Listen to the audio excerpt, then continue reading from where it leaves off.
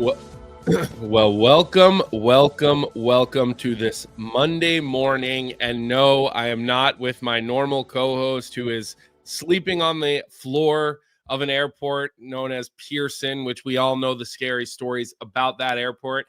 But it was a perfect timing for Frank Seravalli to join today's show because there were a couple of things that actually happened this weekend. We're not used to massive news bombs happening in the middle of an NHL season where we would call it the dog days. But before I get into it and before I start picking Frank's brain, as always, this is Morning Cuppa Hockey presented by Bet365. Open an account with Bet365 today and bet on a huge range of markets. Whatever the moment, it's never ordinary at Bet365. Use the code NATION, that's NATION in all caps, to get involved today. So let's not waste any time, Frank. First off, I just want to say to you, wow. And I for the first time ever, when you broke a massive story, people actually said, per Frank Seravalli, people actually said, because you were ahead of everybody else on it. So that was refreshing to see, Frank. I don't normally see that. So that was refreshing to see. So how was your weekend, Frank? Yeah, it was super busy. There was a whole ton percolating, and even, heading into Friday night, I'd be lying if I said I knew for sure that it was going to be Mikko Rantanen, but I knew it was something big. Well, I think you don't normally see a player of this caliber traded in the middle of the season and at all, or ever, middle really. of the season, not as a pending free agent, not ever. Like these types of players, this top 10 stature in the league, proven playoff performer, absolute horse of a human being.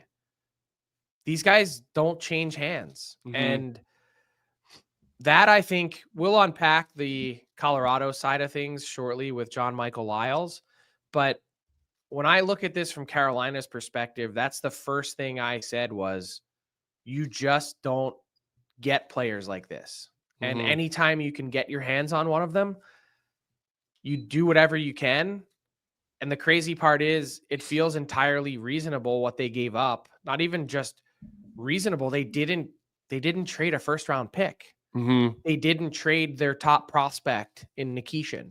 Mm-hmm. Marty Necas, he's a good player, but seems like they also sold at the absolute height of his value. Mm-hmm. What if he goes back to being a 60 to 65 point player, which that's kind of what he's played like the last 30 some games, 20 some games. So you get your hands on Mikko Rantanen, and now you got to do everything you can to keep him. Well, that's my first question. And where I want to come to you with this is, were there any conversations about an extension? Because when I look at the trade and what was, the return, and I've been very consistent over the years, I feel, with this, but, right now he's a rental. Like, you paid a rental price, in my opinion. And is Tom Dundon, the owner of the Carolina Hurricanes, going to be comfortable shelling out $14 million a year for Mikko Rantanen? Have those conversations been had with Rantanen's camp? They have not. And I can tell you from the calls that I got on Friday night after breaking the news that they had no conversations prior. There was no hint that this was coming. I believe they were first informed about the trade from my tweet. And moving forward, Carolina, I think, has a game plan here, or should have a lesson learned from last year, which is, in the end, I think they put a deal on the table that either matched or exceeded what Jake Gensel got in Tampa. But they waited too long. I think they thought they were going to slow play this and we'll use every last minute that we have before free agency and all these different, tactics or ploys. They dropped the ball. I think they wanted to keep Jake Gensel, and they just waited too long. This time around, I think you have to give him a couple weeks to get his feet wet, understand what the marketplace is like, your fan base, living there, just a taste of it. He's been there a bunch, but see it through Sebastian Aho's eyes. Really get an understanding of what this team could be, because you are signing 8 years of your life away. It's a big, significant deal. But that said, 7, right? Yeah. No, it'd be 8. Oh, I guess because he'd be re-signing with his team. Yeah. Okay. Yeah. So he can get that 8th year. So I think you know, if you're Carolina, you give it 10 days, 2 weeks to get his feet wet. And but you're calling today to the agent. You're saying, hey, when can we start talking about this? Yeah. Like you already know you have a Hall of Fame. Like, this is a Hall of Fame hockey player. I mean, that's look, we're going to look back in 15 years and we're going to say Mikko Rantanen had how many 50-goal, 100-point seasons?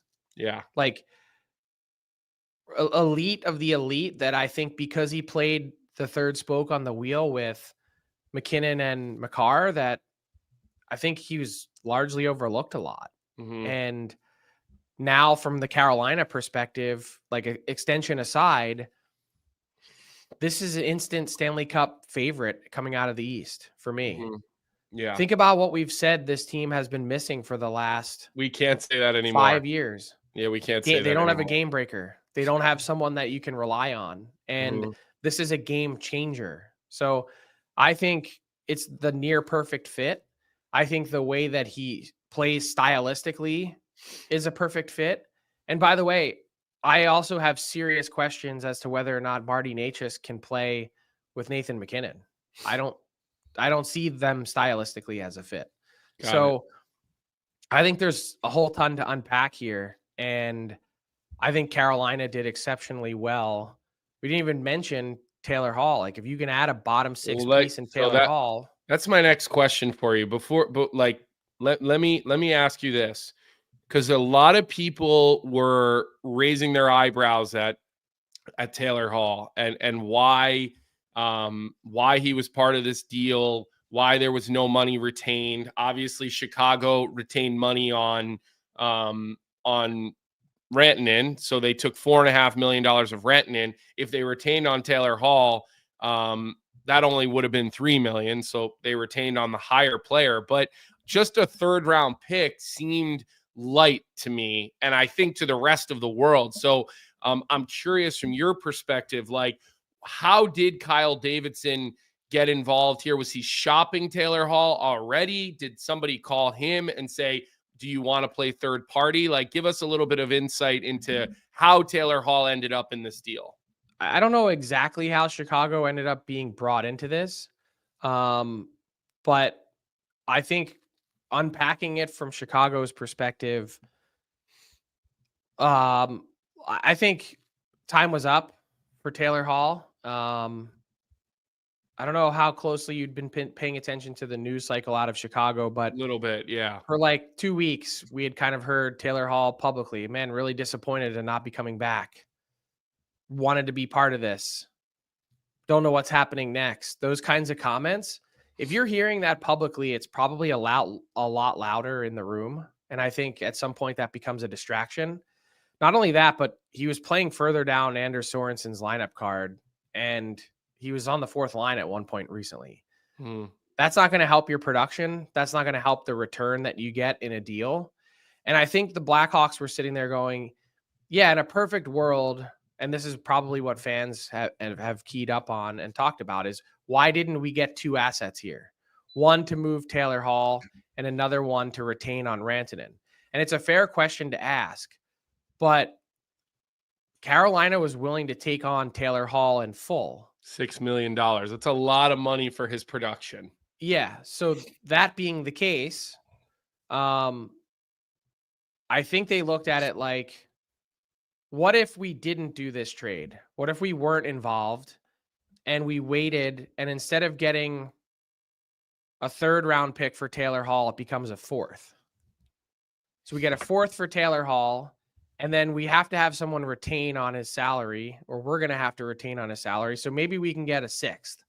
So for Taylor Hall, you get a 4th and a 6th. And you go, oh, that's not really very good. Right. And then this time they got a high, maybe the highest third round pick, their own third round pick back, which is basically like the last second round pick. And they retain on Rantanen. So they just do it kind of out of order and in a different way and still have a retained salary transaction slot left. I don't think it's a perfect deal by any stretch of the imagination, but I think they've now got the flexibility if they want to retain on Connor Murphy or Seth Jones or Jason Dickinson or pick another guy, Ryan Donato. They can pick someone else on their team that they can retain on for the rest of this season, use that one last slot and try and juice that return as opposed to then now trying to wedge in a Taylor Hall deal. Right. Yeah. And from what I understood, just from asking a few people, I don't think the market was really big for Taylor Hall, especially at his, I mean, obviously at the number, but just in general, just kind of the pace that he's playing at. I wouldn't. No, I think they were looking at a third round pick. That's what they were going to get, but it would have been like a contender's third round pick, which is then inching closer to a fourth. If he doesn't play with a little more pace, I could see him being on the outside looking in Carolina as they go into the playoffs, as they continue to build their roster. Not to say he can't, play with a little bit more pace. But you just watch the way Carolina, they play in straight lines. They play with a lot of speed with Rod Brindamore. Their system, I don't even like the word system. Their structure, it's something we all know and we talk about. So I'll be interested to see how that will fit. Similarly to when Kuznetsov went there and just it didn't really fit. Like when it came down to crunch time last year, if I remember correctly, he didn't really fit in to the lineup every night down the stretch and into the playoffs with Kuznetsov. I wonder if it'll be a similar path with Taylor Hall. So the next question that I have for you, Frank, because everybody is talking about Eric Tulsky and wizardry and everything, that he did to make this happen. And it's actually a good time to tell everybody here that's watching and listening to the show today, Eric Tulsky will be joining the sheet with Jeff Marek today at 3:15 p.m. So if you want to hear directly from Eric, you'll have an opportunity to do that. Oh, excuse me, at 3:15. I might have said 3:15, but just wanted to remind everybody of that. But back to the Eric Tulsky topic. We've talked to you specifically about the GM job in Carolina being a little different than other markets, right? And we've talked about how the owner with Tom Dundon really is the decision maker. He may not be the one calling Chris McFarland, but every time I think him and Tulsky get off the phone, Tulsky's calling Tom Dundon to tell him what happened, right? So I'm just curious, like Tom Dundon is not a quote unquote, like hockey lifer type of guy, but if he had a heavy hand in this deal, I want to give the guy some props, and maybe you can give us a little bit of insight into how involved Tom Dundon is in these deals, or is it Eric Tulsky driving the ship? No, he's incredibly involved in every deal. I mean, I think they're talking 8-10 times a day about every single nuance and thing that's happening with the Carolina Hurricanes. Now, some people might look at that and say, why is the owner that involved? That doesn't seem like a prudent way to do business. The difference between Tom Dundon and every other owner around the league is he's actually put in the time. He's now been there 5 years. They've had a sustained run of success, and he has taken the time to learn how the hockey business and world works. And he's asked a lot of questions, which I also think, frankly, probably should be asked of the way business is done behind the scenes in hockey. Why do we do it this way? Why not think about doing it this way? Why not do this? I think he's changed some processes. I think he's, he has a different risk profile than most. I'm sure in the very back of Tom Dundon's mind that he's crazy enough to think that if we got Mikko Rantanen and we give it 6 weeks to get an extension done and we don't get one done, maybe we flip him before March 7th. Maybe we get even more back in return than what we gave up. That I think this is maybe the way sports should be, asking questions like this and taking on risk and being willing to play out this stretch. Maybe if you don't get a deal done in general, I think wow, there's a lot to That think would be about. crazy. And I think he's been asking a ton of those questions. I can't imagine that happening, but if it did, I think the hockey world would fall on its face because everybody's mouth would be so open and wowed because imagine a guy who's going to be a future Hall of Famer gets traded once and then can't get a deal done, traded again. Again, we're obviously, we're guessing here, but look, it's actually a perfect time to bring in our next guest. And, this is one of my favorite guests that we bring on here. It was a guy that, the very small amount of success I had in the NHL, I probably owe it mostly to playing with this guy.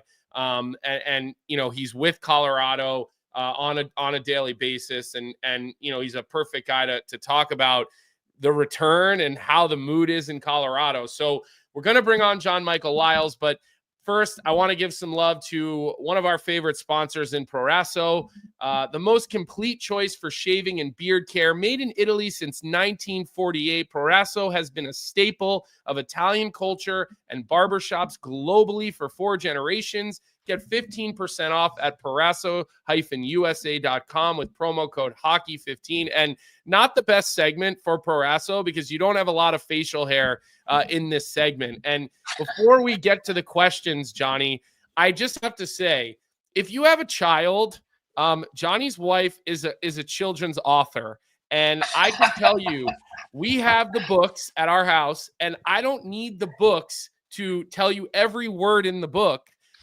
Because right now my child is on a big Cats Can't Ski kick, and we read it probably 17 times a day.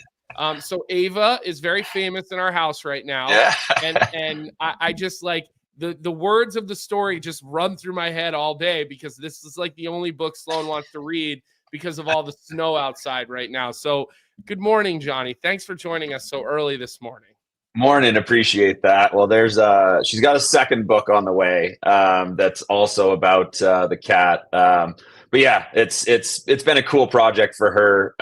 And just honestly, I think the hockey world has been the biggest supporter of her book. And so it just kind of goes to show people that we don't even know, that we didn't play with, have reached out and ordered copies. And it's really cool. It's kind of a labor of love for her. So thank you for that. Well, this is a perfect time to have you on because obviously the Colorado Avalanche are the center of the universe right now. So before I ask you any pointed questions, what is the mood in Colorado surrounding all this? Because that is, obviously you just traded a Hall of Famer. I mean, like there's no other way around it. Yeah. Yeah, there really isn't. And I think you could tell the mood after the Bruins game. And I honestly, I was looking at it and I was saying, okay, maybe it's a good thing it's an afternoon game. They don't have a morning skate. They don't have to deal with the media in the morning, and they can just play the game and then talk to them after. But you could tell Nathan MacKinnon, it took guys by surprise. But then you go right back in, you have a back-to-back in New York. So honestly, I think that was probably the best thing that could happen in the sense of they're just right back out there getting those new guys involved. And then you have Jack Drury score a goal. You have Natchez, who looked really good. Obviously a very fast player. Listen, nobody's going to be Mikko Rantanen, and to lose Mikko Rantanen it is always hard. But I always go back to, and I've talked about this with all of our broadcast team, guys that I'm familiar with around the league, and he's the number 3 guy on the team.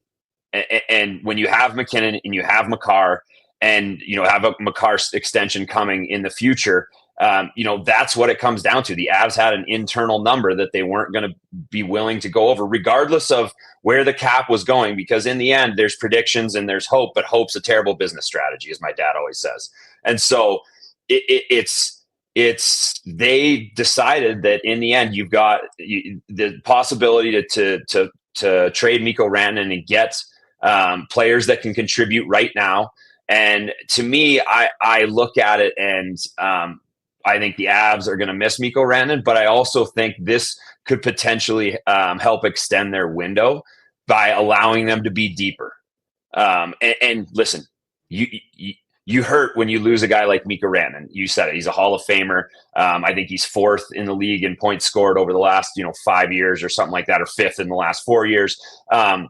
But you've got Martin Necas that's coming in, and he's going to get to play with Nathan MacKinnon. And a lot of guys with that skill level that play with Nathan MacKinnon or have the opportunity to play with Nathan MacKinnon are going to, as Kyle Keefe says, freak out and put up a lot of points, score a lot of goals. And so I think, as the season goes on, I think you're going to see them become more comfortable with each other. And to me, I love Necas' speed and what he can bring to that top line. Because now all of a sudden you have MacKinnon and Necas coming down, flying at you. And you put Jonathan Drouin in there, who's a tremendous playmaker.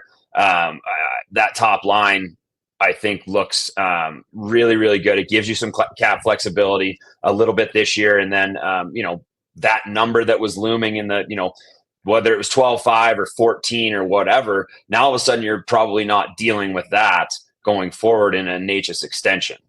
So I listen, I'm spinning it a little bit positively because I do TV for the Avs.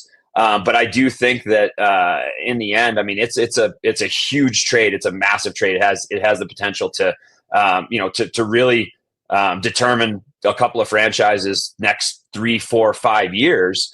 But I do think the Avs, when you look at it, I think there are quite a few positives to take away from that trade. John, I want to spin it in a different direction. Yeah. I urged everyone after Friday night to not judge or grade Chris MacFarland and Joe Sakic yet until after this March 7th deadline, because there's more to come. There is. What when you look at this team now and you look at how their roster shapes up, what for you would be the next thing you'd target? Well, listen, I think you could look at a number of different things. Listen, Casey Middlestat came out hot out of the gates. He's had a tough last couple of months, and they've been looking for that number 2 center, realistically since Nazem Kadri left on a free agent deal to Calgary. I think he's skilled. Sometimes I just, you're kind of just wanting more, because in the end you're playing against the other team's second best defensive line. When you're on a team with Nathan MacKinnon, you're consistently playing against, whether it's the second line or the fourth line or whoever. And so for me, is that number 2 center, is that what they're targeting? I think that they could add some depth, on the back end as well. Keaton Middleton's played really well, I think, since his call up here in a 2-year extension. Sam Malinsky's had his ups and downs, and he's definitely taken some lumps, but there's definitely some potential there. When you have Taves and Makar on the top pairing, it gives you so much flexibility, because, Jared Bednar isn't afraid to move guys around. He'll move, Taves with Manson sometimes. He'll move Makar with Girard. But I do think that there's some depth that they could add on the back end, a lot like they did with Josh Manson when they won the Cup in 22.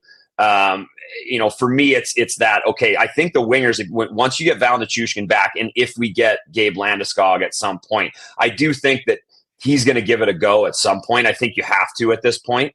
And whether that's, first game of the playoffs, I don't really know, but I just think that at some point he's going to have to give it a go and see if it's doable. But Val Nichushkin, now you're starting to you got Miles Wood back against the New York Rangers. So on the wings, I do like what they the threat that they pose, but it's that kind of, to me, is it that number 2 center, maybe another depth forward, and then a little bit of depth on D. But to me, I do think they if there's a possibility of going after a number 2 center, one way, shape, or form, I do think they make that move. Yeah, and one of the things that I've gone back and forth with all weekend, and I look, Joe Sakic is just has everything he does, I just want to be positive about. And I know he's not the GM anymore, but he's obviously involved because he's Joe Sakic. And I'm like, all right, they got deeper. They got Jack Drury, they got another centerman, and I like Jack Drury. I think he's a real serviceable 3rd or 4th line center. Probably if you're going to win a cup, he's probably a 4th line center, right? But you could have got Jack Drury some other way, Drury. And that's where I'm just having a hard time. I get the business side of it. And I actually, that's the one part that I do understand. I think internal salary caps are silly, which is easy for me to say because I don't manage one. But market changes, right?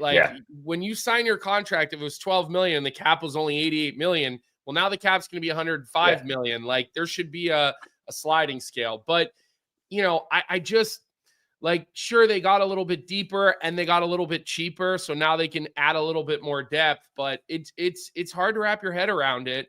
And I wonder if it informs, but like, I've been saying this about Mitch Marner. Like, I'll equate it to the Mitch Marner situation. You can't let these guys leave for nothing, because even if it's your year, chances are you're not going to win. Even like chances are you're probably not going to win. Even if you're really good, the deck is stacked against you. So, you know, I just like, I don't know. I keep going back and forth, Johnny. Like I'm not even asking you a question right now. I'm just like processing in my head. Listen, it's a range of emotions. Now, I mean, I played for Colorado. I played for Carolina. I understand. I mean, Carolina, it's not your traditional hockey area, but the fan base is nuts. And we weren't even good when I was there. And so now to see them having success, and Roddy Brindamore is an awesome human being, like just a tremendous guy.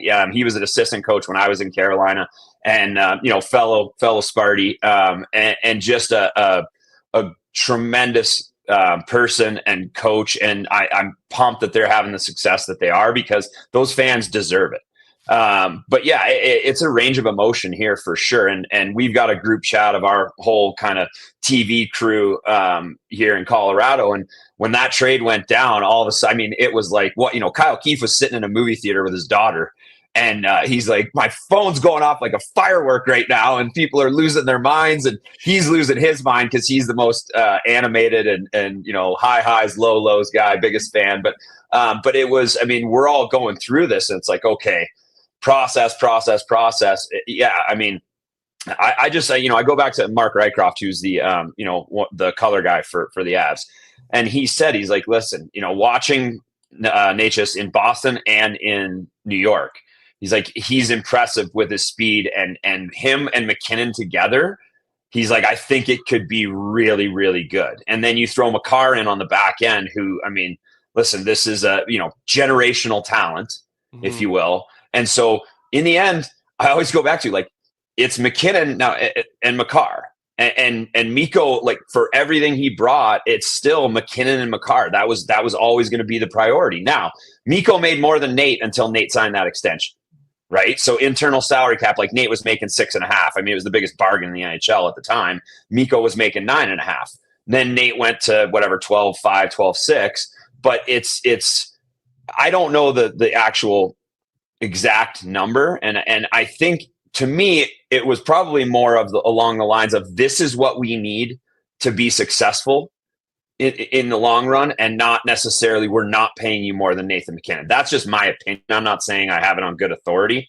To me, that's kind of, it's this hard number of, this allows us to have some flexibility going forward. Fourth line, basically. Yeah, exactly. Because then, otherwise you're losing guys like, you lose the JT Compers and guys like that you need to win a cup. He was their third line center when they won the cup, and that's that depth. When you have McKinnon, Kadri, Comfer, and you have Cogliano on the fourth line. You have Darren Helm is your fourth line center.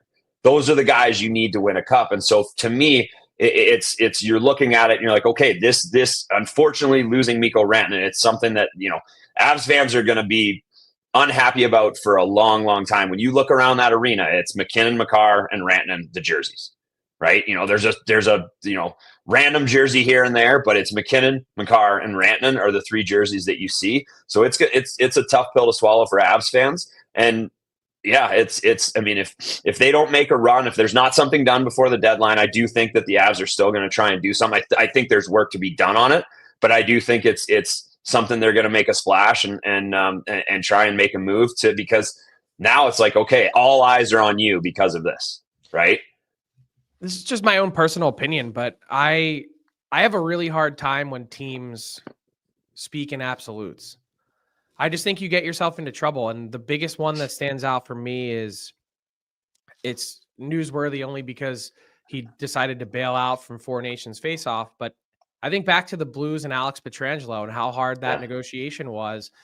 He wins a Stanley Cup, does everything you want in an organization, and they just have this hardball negotiation. He ends up leaving. Yeah. And I look at the Blues now and think how they just really haven't recovered.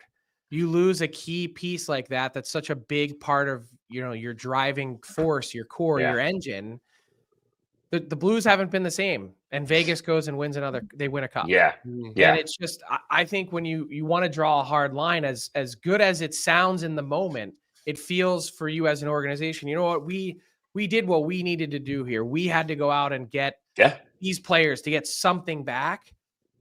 In the short term, you feel okay because you're like, we just had to rip the Band-Aid off. But I think in the long term, you probably end up in a spot with, missing Mikko Rantanen, where you can just never replace that player and the driving force that he is. Like, there are so few players in the NHL that do what he does, that at that size too. At that size, with that skill level. I mean, But do you want to be the Toronto Maple Leafs and have a big four and then never be able to get over the hump because of? But I'd rather do that, because here's the thing: the Avs have proven that they could win with it.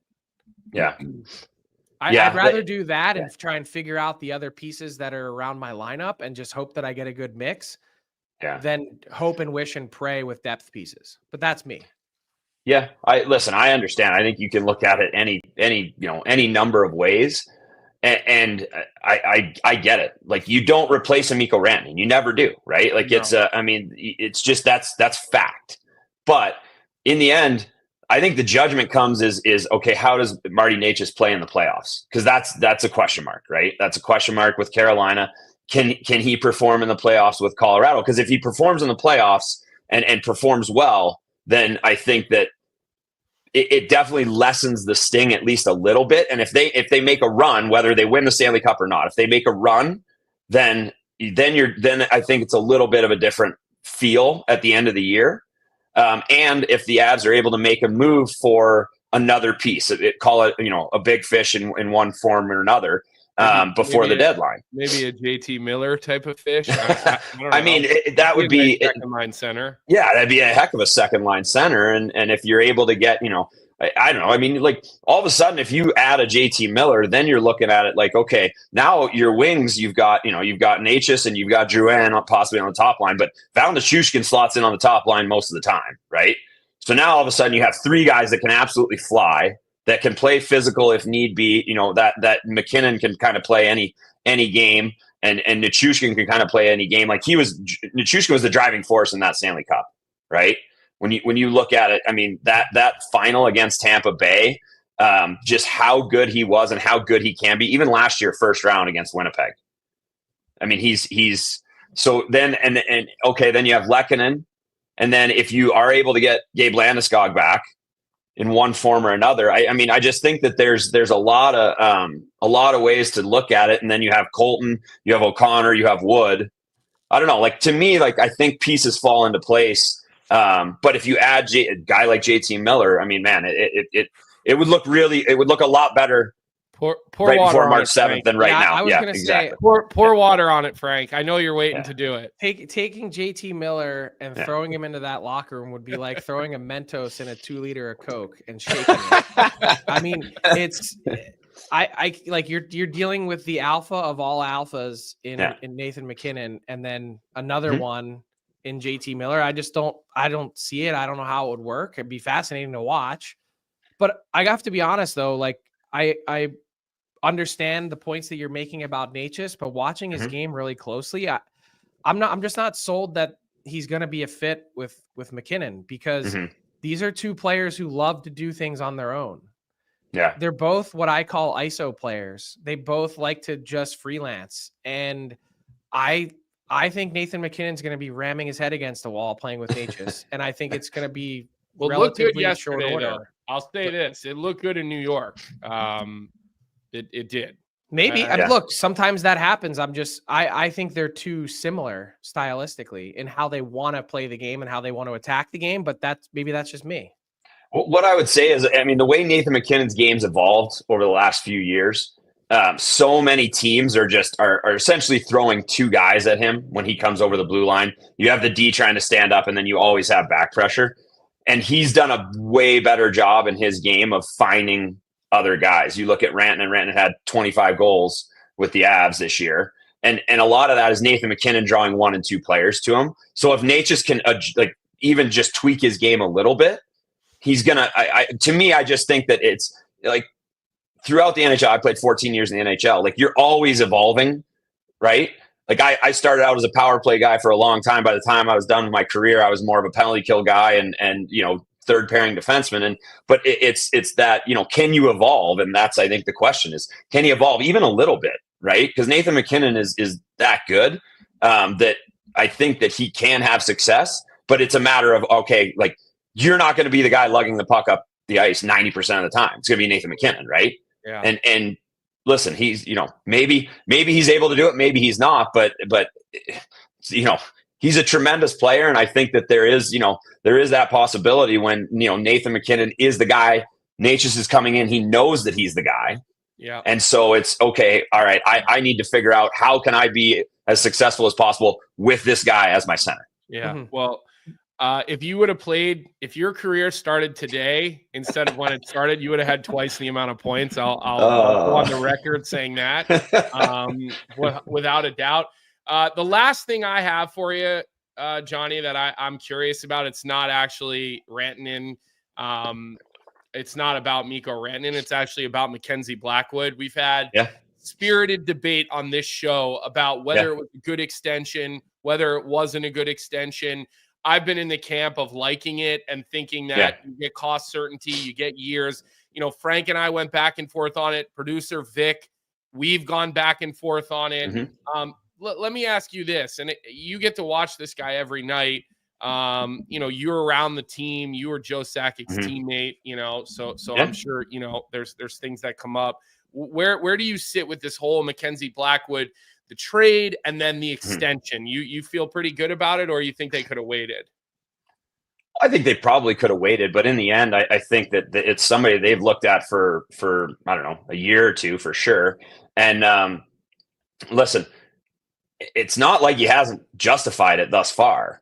I think he's played tremendous. And even the games, I mean, he gave up 2 goals or less in his first 11 starts, right? Now, mind you, that's a pretty small sample size, and that extension was signed pretty quickly, not even after those 11 games. But when you look at the AAV, I think it's 18th overall in terms of starting goaltenders in the NHL. So is it, I mean, yeah, it's a number, but is it that big a number? To me, I think it's a pretty good, a pretty good extension. And he's backed it up thus far. I think he's been as good as advertised. He's big.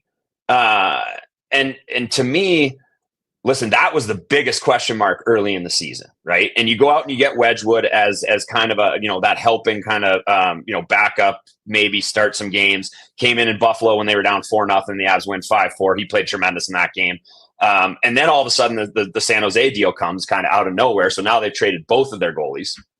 And Ryan Miller, who works with San Jose, one of my best buddies, and he texted me and he said, listen, if Blackwood, he's got all the tools. If he can kind of just get them all kind of put together, was how he explained it. He's like, the Avs, that's going to be their best goalie they've had in a long time. So to me, like arguably, him, Jonathan Quick, one of the best American goaltenders of all time, that praise from him says a lot.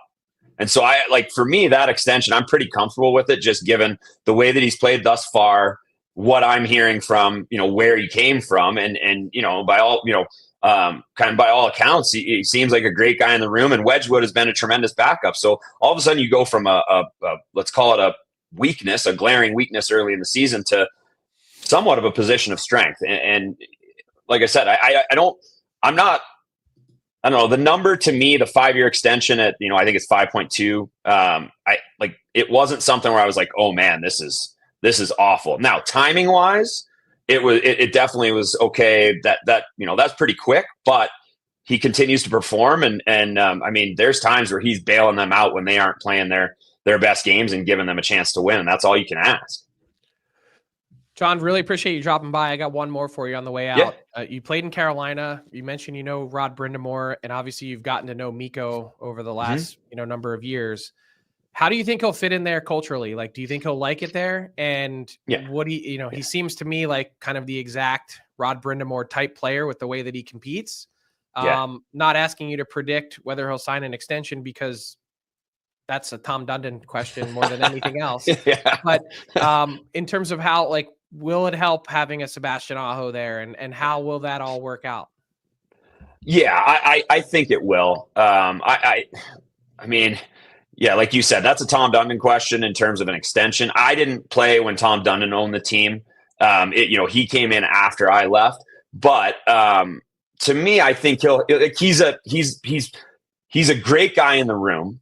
First of all, and he's pretty he's funny, he's witty, and Sebastian Aho, I believe, is one of his good friends. So I think all of that, like, I don't see him having any issues. And knowing Rod Brindamore, and I had him as an assistant, and Paul Stasny was there when he was the head coach. Like, Roddy asked for compete. He asked you to work as hard as you can, and everything else is going to fall into place. He trusts the skill of guys. So to me, that's kind of a Mikko Rantanen, scenario where he competes. He wants to win. He sometimes it's almost like Peter Forsberg where the wires cross a little bit.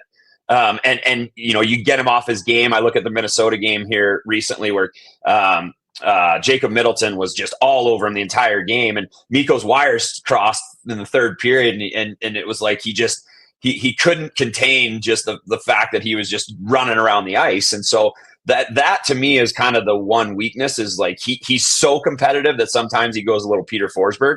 But I think Roddy Brindamore loves that.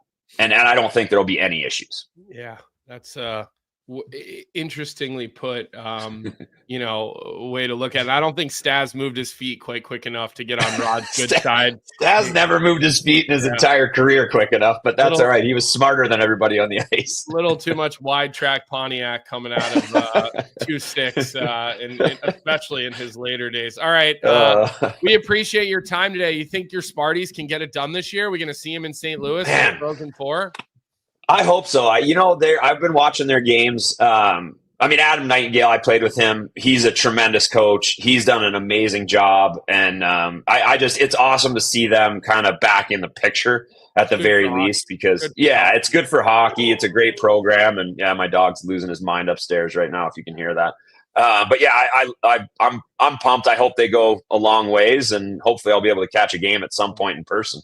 Well, hopefully we'll see him in the Frozen Four. We love having those big brand schools because they bring a big section and they bring a big audience. All right, do me a favor. Tell Aaron we'd like an advanced copy of the next book. And can we get the dog? Can we get the dog involved in the book too? Like, the dog's feeling a little. The dog's new. He's only 10 months and he's like 85 pounds. So he's just an absolute beast. So I'm sure. So the next one is it's the cat, and we have a fox that lives here because we're up in the mountains, and the cat and the fox are best buddies somehow. I don't know. You tell me how that works, but they wander around. So that's what the book's about. Oh, wow. Well, we look forward to it. We do. We'll look forward to the next book. All right, Johnny. Thanks, guys. Appreciate it. All right. Interesting. Just, again, you're living in that world, and, you've played on both sides of this, and it is super interesting, Frank. We got about 10 minutes left in today's show, Frank, and I kind of brought this up already, but now I want to ask you this question, because obviously we have Maple Leafs fans in the chat. Vic, we know, is a diehard Maple Leaf fan. He put this in the rundown right away. And the question that he put in here was, does this affect the Mitch Marner situation, how they handle Mitch Marner? Did this set a market for if the Leafs were to get Mitch Marner to waive his no move clause, if he decides I'm not signing an extension, or if the team decides they're not signing him to an extension? Like, what does this do for that whole situation? I think it has to at least make the Toronto Maple Leafs think. If the Colorado Avalanche, a team that has actually won a Stanley Cup, said, hey, we've got to do something here with our superstar level winger that is up for a new contract with demands that we may not meet. If a team that's won a cup has done it, I don't know how you could sit there as a team that hasn't gotten past the second round, sit there and say, hey, we're just going to hang on to him and see what this is like. I don't know what their game plan is. The obvious key difference is Mikko Rantanen had a 9-team no trade, and the Canes were not on his list. So this needed no approval. This needed no heads up, and they didn't get any. There was nothing happening. Mikko Rantanen was out to dinner on Friday night when he got a call letting him know that he was traded. So I think this one definitely took a lot of people by surprise. Marner obviously has the full control, and that's a huge difference maker here that I think if, the Leafs got themselves into a spot where they wanted to, I don't know that they feel confident that they've got the buy-in on the other end of it to have him sign off on it. And I think that's the tough part and key differentiator. Yeah. Do you think, let's just play fantasy land here.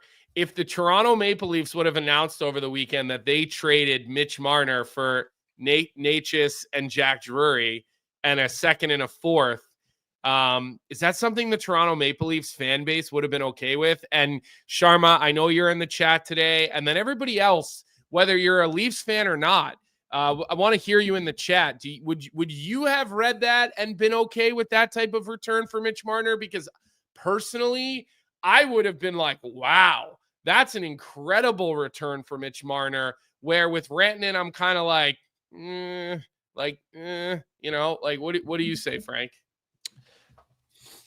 I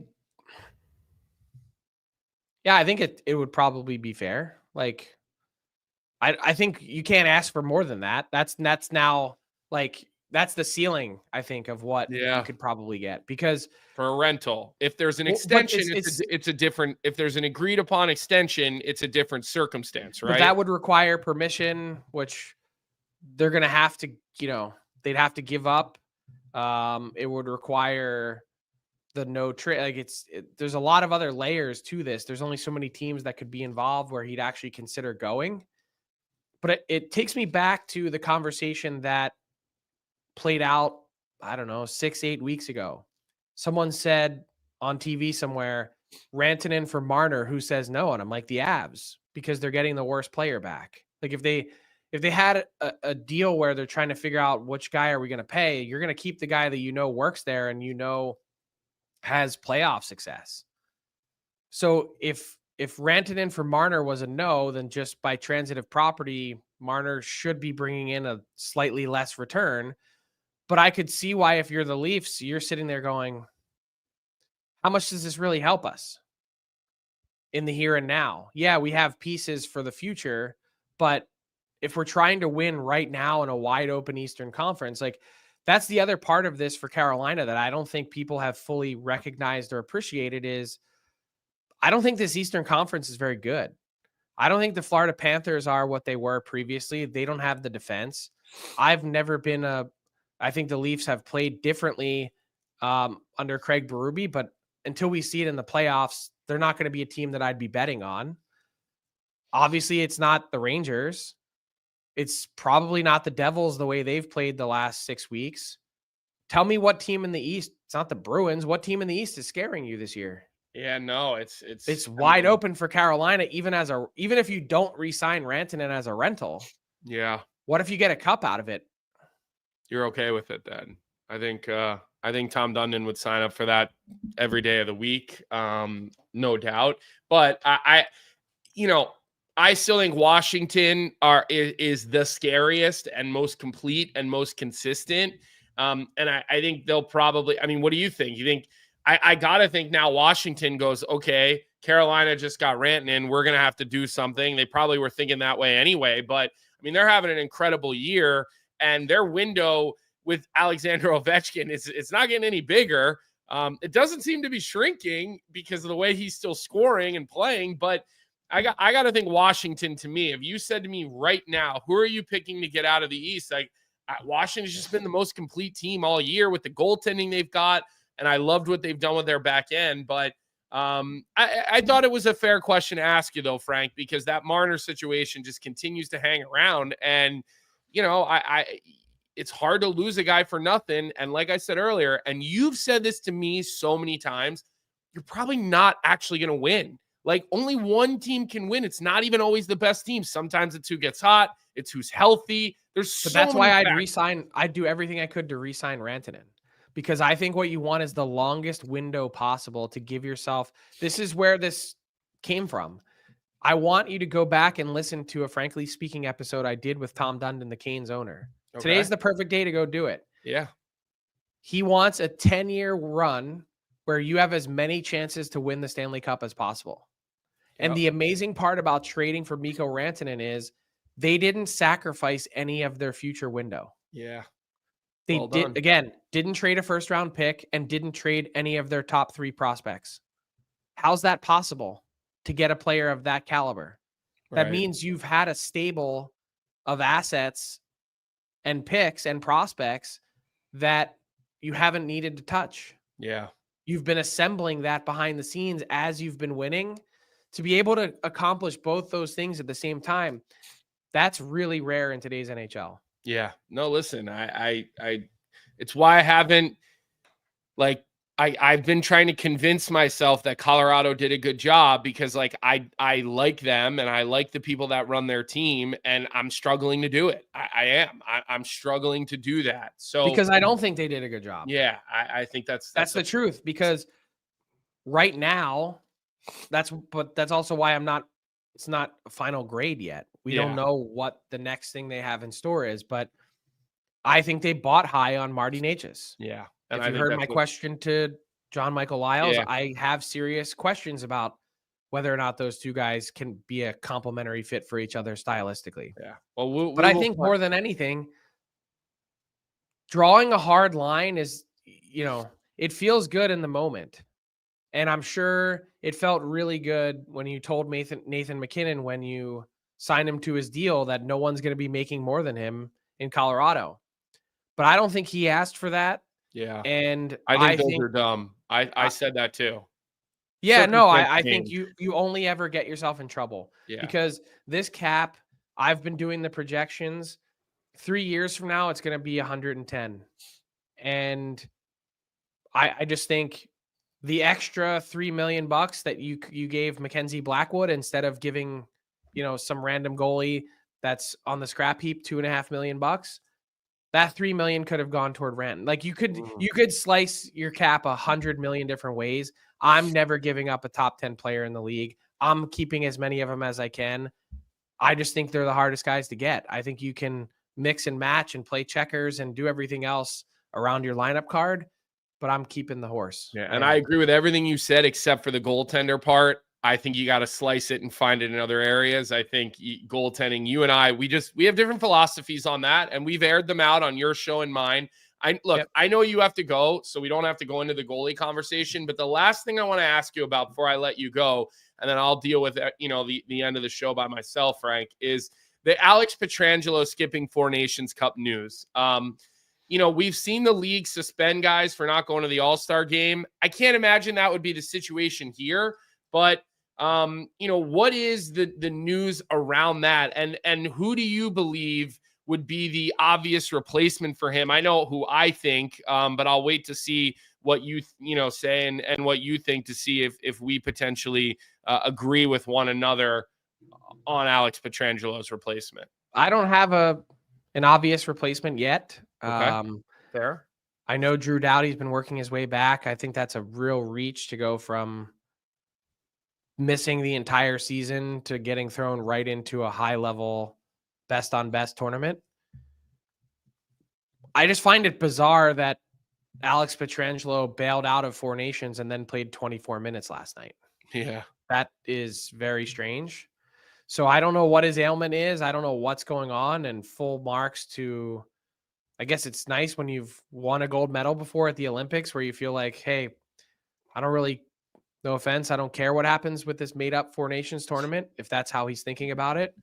But I just think from a competition standpoint, it's really interesting to me that he decided to just walk from it and still is able to play 24 minutes. Mm-hmm.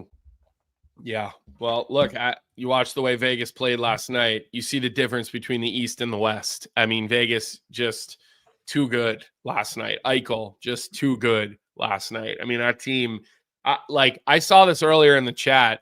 Colorado is not the scariest team in the West. And I know Johnny Laz thinks that, but Vegas is the scariest team in the West, in my opinion. And I think they're hungry for blood.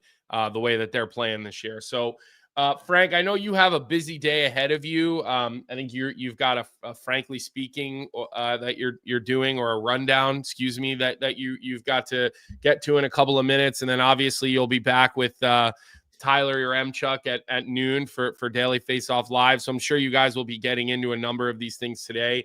So I do appreciate you, and you are under the weather, so you're playing sick, coughing my ass off, hitting the mute button. Which we appreciate, since we know Johnny doesn't do that type of thing. So thanks for sitting in for him today and helping me out. And we won't see you tomorrow. Obviously, you gave us a full hour of your time today, but we appreciate everything you bring to the show, Frank. See you, buddy. All right. So, interesting to get his perspective on these things, obviously. Yes, Jeremiah, I see your message in the chat.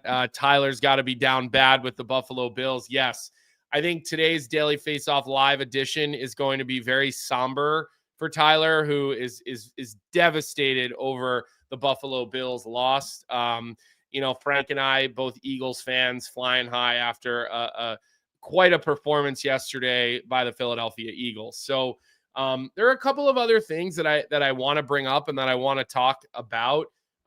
Before I do that, I just want to remind everyone, make sure you like the episode. Make sure you subscribe to the channel.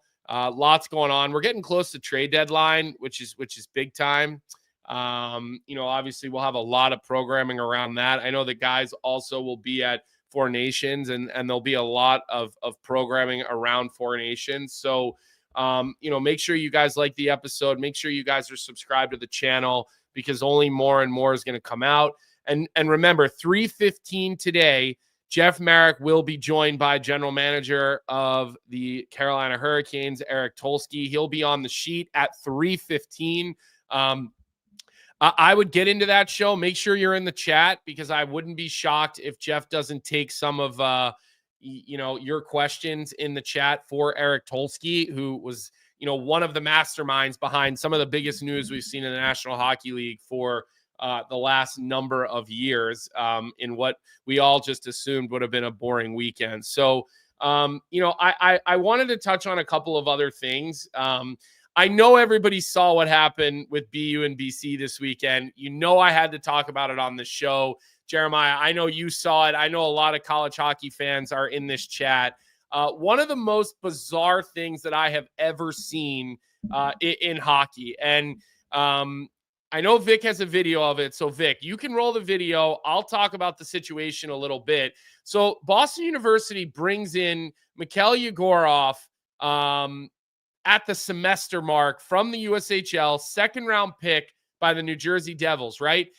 Just got cleared by the NCAA this past week, so they decided on Saturday night they're going to give him a start at BC against the number one team in the country. And he goes out on the ice what appears to be too early, right? Before the officials are out on the ice at Boston College to do his rookie lap.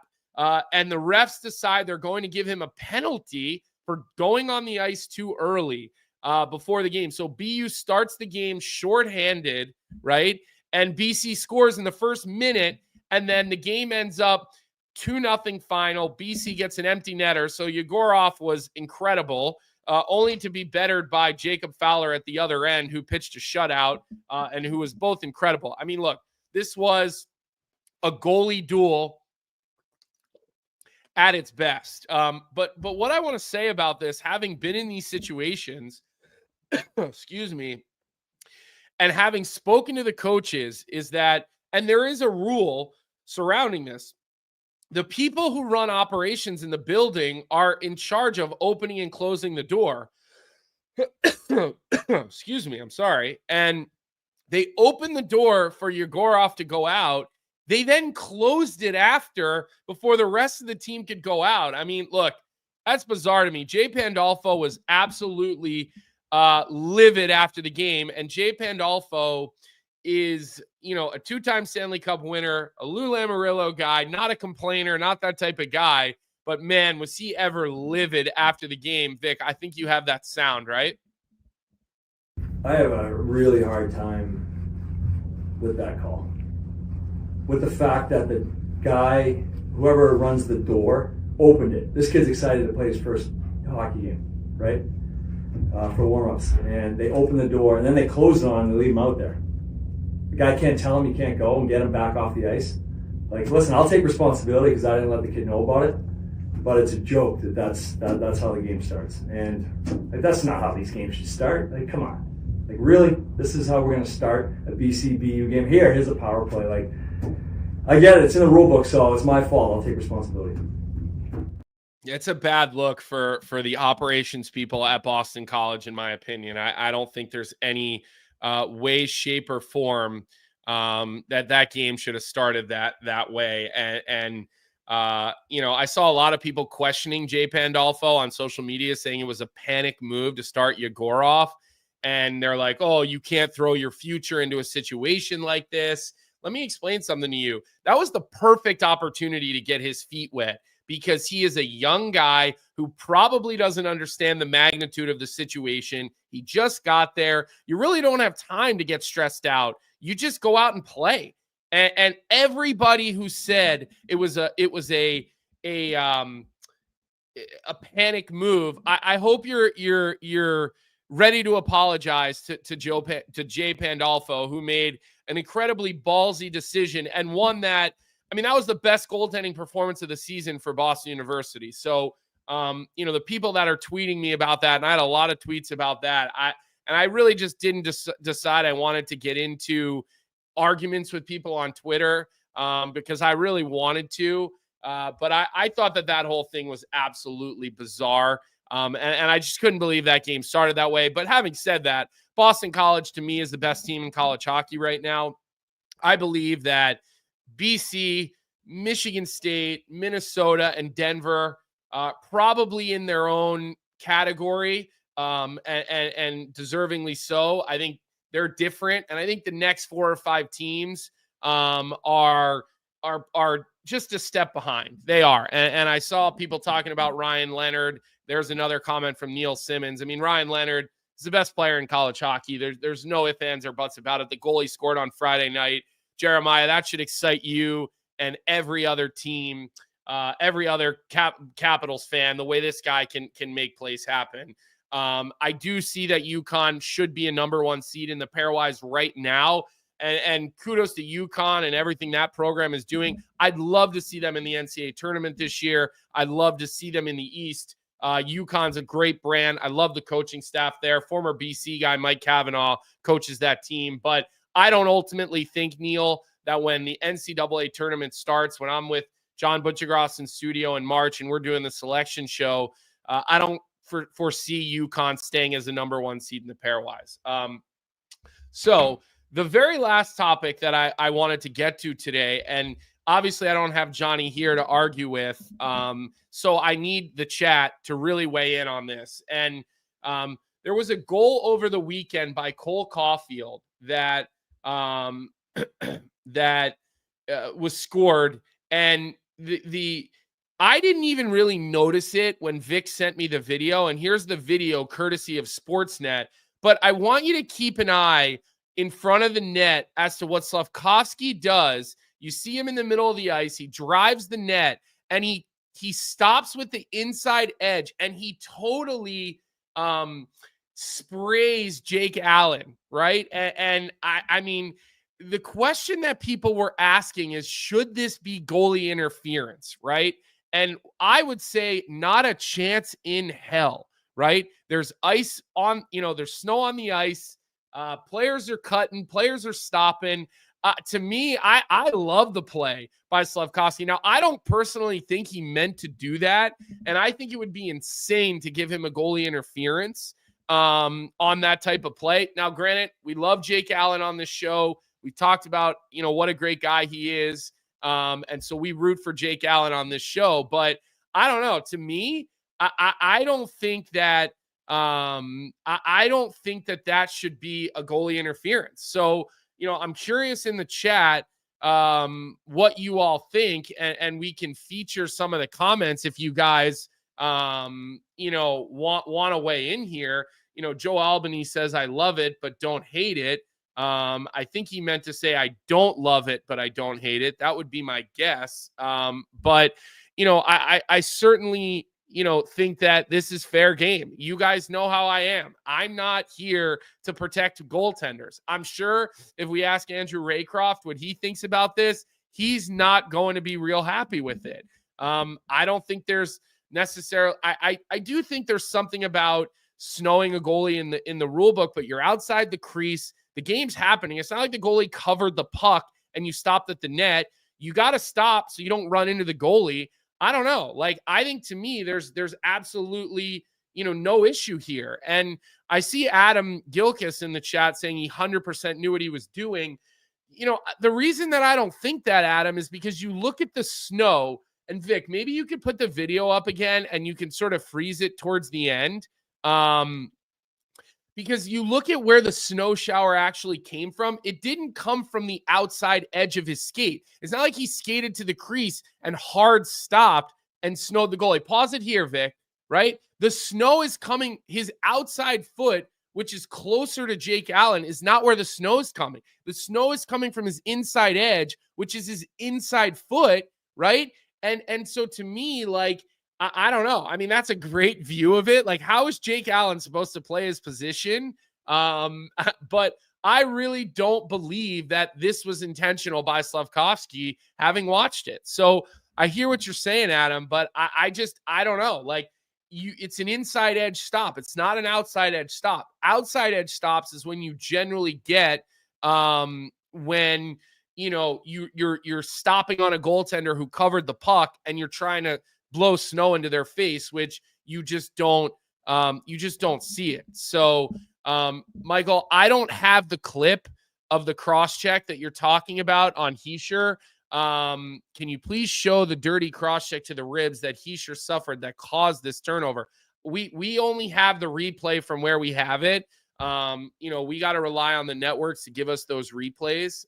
But at the end of the day, I just saw the discourse online. We talked about it in our group chat. So I was curious to get a weigh-in from all you guys and how you feel about this play. Again, like, I just don't have a real problem with it. And I don't think that this was an intentional play by Slafkovsky, in my opinion. So Vic is hitting me in the chat. He says he does have the video of the cross check. Maybe you want to roll it real quick for Michael, who wants to see it.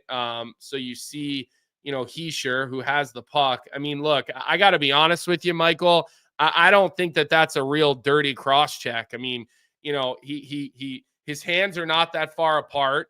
You don't see a big move like this. I mean, that's kind of just defending in on a guy's ribs and his hips. And I think most of that probably came from his glove. So I honestly, I wasn't sure what dirty cross check you were talking about, because I didn't really see that when I was watching that game. And again, I thought that was at Suzuki, Vic. Maybe you can let me know in the chat there. I think it was Suzuki, but I don't think that play is where he got hurt, and that was a dirty cross check. I think there must have been another incident as to where he got hit. So I think those are the topics we wanted to get through today.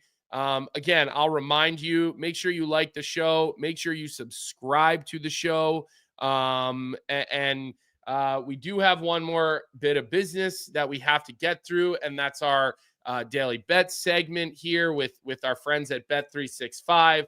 And what we have tonight is Connor McDavid to get 2+ points, plus 110. Look, he's been suspended. He's going to come back with a fire in his belly. So I like this bet. You guys know I'm not normally the ones who handles the betting thing. We know he generally gets those wrong. Hopefully I can go 1 for 1 and we can get this one. And again, that's from our friends at Bet365. Open an account with Bet365 today and bet on a huge range of markets. Whatever the moment, it's never ordinary at Bet365. Use the code NATION. That's NATION in all caps.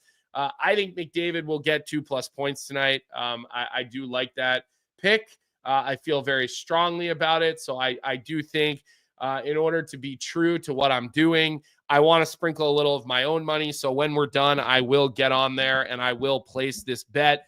And I will ride with you guys on this. If I'm wrong, tomorrow you all can come at me and give me a hard time, like we like to give Johnny a hard time. So with that, we will not have Frank tomorrow, but maybe we will ask Jeff Marek if he can come on the show tomorrow.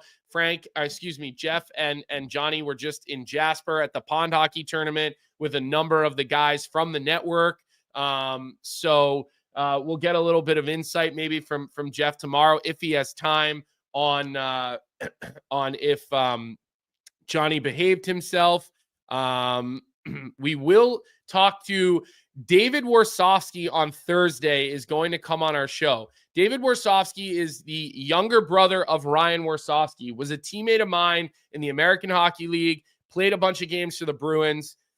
I think he played some games for Pittsburgh, had a long career in Europe. But what's interesting with David Warsofsky is he is now an agent, but he represents coaches, right? We had Drew Shore on here to talk about the agency business from a player standpoint. Well, David Warsofsky only represents coaches in the NHL and in pro hockey and potentially college hockey. So we will have Ryan Warsofsky's brother David on the show on Thursday. We've had Ryan on the show before. Like I said, David was a really good player. I think, again, a guy who probably would have had a longer NHL career if he would have came into the NHL a little bit at a different time because he was an undersized guy, but boy, he could skate. If any of you remember watching him play, he could skate so well. I see the question from you, Jay Miller. When is Brant coming on next? It's a great question. I've been in touch with Brant all the weekend. He's been sending me stuff from all the games about ice tilt and PGR. Man, it is absolutely fascinating. The information that he's pulling and putting together. Like it's awesome. So we're going to work on Mike Eruzione for this week or next week. So that's another one that we're looking at getting on here. We got a copy of the book that him and Neil Burdett wrote. He sent copies to Johnny and I, so we'll talk a little bit about that book this week. And as we come up on a big anniversary of the 1980 game and against the Russians and the gold medal. So we will get Mike Eruzione on here to talk about that. Other than that, I think we got through quite a bit today. I will say this, Johnny will be back tomorrow. Obviously, he had a very, very difficult travel schedule that left him in Pearson Airport for 6 hours last night. I think he's probably just getting back to New York right now. So we'll definitely have to see how the weekend went. His team did not win the pond hockey tournament, by the way. So excuse me. So that was kind of shocking. I would have thought Johnny would have been able to take over and win that tournament, but he has a handful of excuses as to why. We'll get a scouting report from Johnny on Jeff Marek and his game because Jeff and him played together. So we will definitely have quite a bit going on this week. And obviously, if any more news drops, we'll work to get Frank back on maybe later in the week. Last thing I'm going to say, very, very, very happy for our friend Tony D'Angelo, who's come on our show a couple of times, made his Islanders debut, 25 minutes, played really well. Talking to him a little bit, is so excited at the opportunity to play for Patrick Waugh and Lou Lamoriello. Those guys are old school. They got in a room together. They talked about a bunch of things. Look, the thing I want to say about Tony is that I see everybody writing about him, and it's easy. Look, Tony deserves criticism for where he's been with coaches and the issues that he's had with coaches. That is definitely completely fair criticism, and deservedly so. And I'll say that, I'd say that to him if he was standing right next to me on the show or sitting, digitally next to me on the show. But where the criticism is just so wrong about him is when you talk about him being a bad teammate and a locker room problem. You want to talk about his defense, you want to talk about issues he's had with coaches, no problem. But when I see people writing about how he's a locker room cancer and he's a problem for his teammates, you just tell me you have no idea, no pulse, and no beat. And you see all these people like Rod Brindamore came out the other day and said, I can't believe it's taken this long for this guy to be back in the National Hockey League. You see the guys in the Islanders who are excited to have him, right? I mean, so let's judge this guy on how he plays. If he doesn't play well, he deserves the criticism. If he plays well, let's talk about him like he's a good hockey player that he is. So happy for him to see him back in the NHL. Really happy to see him back in the NHL. Again, he's come on our show a number of times. I've known him since he's a very young kid. I think there's been a big humbling factor for him. I really do. And I have very, very high hopes as to how this situation will go for him with Patrick Waugh and with Lou Lamoriello. And I also like that Lou Lamoriello, he's going to eat a lot of this stuff from the media because of the way that he handles things. So we're rooting for him here. Friend of the show. We root for the guys who come on this show and give us their time, and he's done it a couple of times. So that's all the time we have today. Certainly a lot more fun to do when I do have Johnny here with me. As much as I give him a hard time, the show is much more enjoyable to do when I have him, and we will have him back here tomorrow. So don't forget DFO Live at noon. Don't forget the sheet at 3 p.m. 3:15, Eric Tolsky, general manager of the Carolina Hurricanes. That's a big-time get by Jeff Marek. Obviously, Eric Tolsky probably has been doing a lot of local stuff. He's probably not out there doing a lot of these now. So good for Jeff and for Zach for getting him into the show at the sheet at 3:15. I know I'll be watching that show. I'll be really interested to see what he says. So that's it. That's all we have time for today. I know I went a little bit long. I wanted to get through some of these things. Thanks to Frank again. Thanks to our guy, John Michael Liles. He's another guy who gives us his time. He gets up early. He lives out in Colorado. So, and I know he has exciting news that he's going to be announcing here in the next couple of weeks. We aren't allowed to talk about it yet. So keep an eye on that. But again, the chat was great today. It's hard to do a show like this without the chat. Otherwise, you're just talking into the abyss, and you don't have the opportunity to chat with you guys and get your guys' opinions on things. So really appreciate everything that you guys do. As always, like and subscribe, and we'll be back here right at 9 a.m. tomorrow. Thanks, everybody. What's up, hockey fans? If you enjoyed that video, then you need to be hitting the subscribe button right here at Daily Faceoff. Exclusive interviews and analysis from our hockey insider Frank Seravalli, fantasy updates from Brock Sagan, and a daily live show at noon Eastern, Monday through Friday. You don't want to miss any of the fantastic content, so hit that subscribe button.